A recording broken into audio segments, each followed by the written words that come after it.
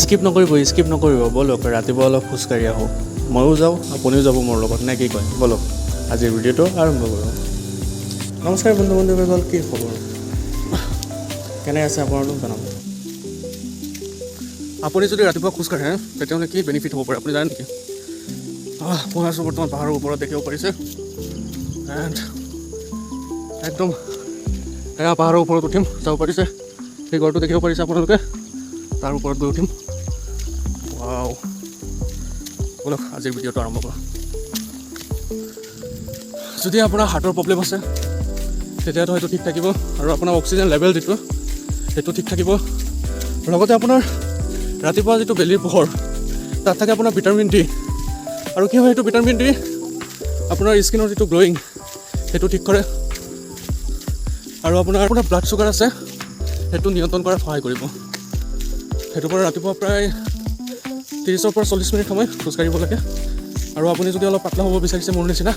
তেতিয়াহ'লেতো বেছিকৈ দৌৰিব লাগিব খোজকাঢ়িব লাগিব ৱেইট লছ কৰিব লাগিব বেছি শকত হ'লে বহুত প্ৰব্লেম সেইটোৰ পৰা খোজকাঢ়ি আছোঁ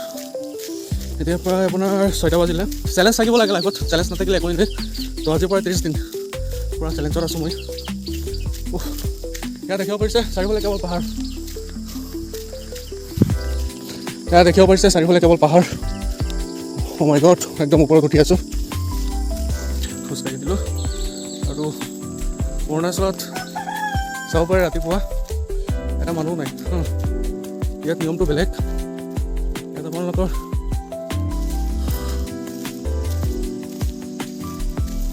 ৰাতিপুৱা খোজকাঢ়িলে মনটোতো ফ্ৰেছ হৈ থাকে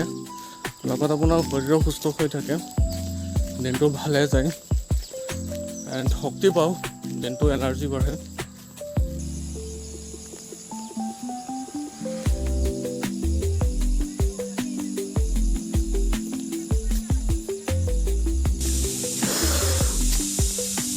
ঘামি গৈছোঁ ফাইনেলি ৰুম আহি পালোঁ